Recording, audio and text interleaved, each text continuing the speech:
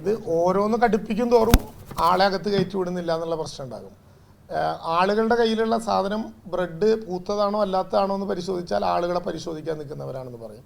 പിന്നെ ഇനി ഞങ്ങളെ ആരെങ്കിലും കയ്യിൽ നിന്ന് ഇത് പിടിച്ചെടുത്താൽ സർക്കാർ ബോധപൂർവം അവരുടെ പി ആർ വർദ്ധിപ്പിക്കാൻ വേണ്ടിയിട്ടുള്ള നടപടിയാണെന്ന് പറയും.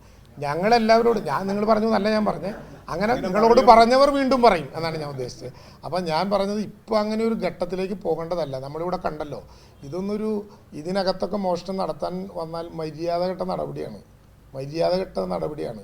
ഒരു സ്ഥലത്ത് വെച്ച് സ്വന്തം ആത്മാവിനെയും ജീവനെയും വഞ്ചിക്കാൻ ഒരാൾ തീരുമാനിച്ചാൽ എന്താ ചെയ്യുക? ഇതിനേക്കാൾ നാണംകെട്ട പരിപാടികളുണ്ടായിരുന്നു. അങ്ങനെ നമ്മളെല്ലാവരും ഉണ്ട്. ഇത്രയധികം ആളുകൾ നടക്കുന്ന കൂട്ടത്തിൽ ഒരുത്തരും മോഷ്ടിക്കുമ്പോൾ കണ്ടു നിൽക്കാൻ ആർക്കെങ്കിലും പറ്റുമോ? പോലീസിൻ്റെ മാത്രം ഡ്യൂട്ടിയല്ല.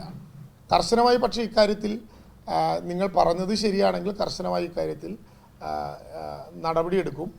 ആ കാര്യത്തിൽ ആരുടെയെങ്കിലും ക്യാമറ ഫോക്കസിൽ പെടാതെ ഒരാളും അകത്തേക്ക് പോകേണ്ടതെന്ന് ഞാൻ കരുതുന്നില്ല. ഇപ്പോൾ ഷെഫീഖ് നിൽക്കുന്ന ഭാഗത്തെ മുകളിൽ നിന്ന് കഴിഞ്ഞ കുറേ ദിവസത്തെ വിഷ്വൽ എടുത്ത് നോക്കിയാൽ ഏതെങ്കിലും ഈ തരത്തിൽ പെരുമാറാൻ തീരുമാനിച്ചവരുണ്ടെങ്കിൽ നിങ്ങൾക്ക് തന്നെ പിടികിട്ടും. അങ്ങനെയുണ്ടെങ്കിൽ തന്നാൽ ഏറ്റവും പെട്ടെന്ന് നടപടിയെടുക്കും. അല്ലെങ്കിൽ പോലീസ് പ്രധാനമായിട്ടും മോഷ്ടാക്കളെ അല്ല ഇവിടെ തപ്പുന്നത്, ശരീരഭാഗങ്ങളാണ് ഇവിടെ തപ്പാൻ വേണ്ടി നോക്കുന്നത്, ആളുകളെയാണ് നിയന്ത്രിക്കുന്നത്. എന്തായാലും ആ വിധത്തിലുണ്ടെങ്കിൽ വളരെ മോശപ്പെട്ട പ്രവർത്തനമാണ്, കഠിനമായ നടപടിയെടുക്കും.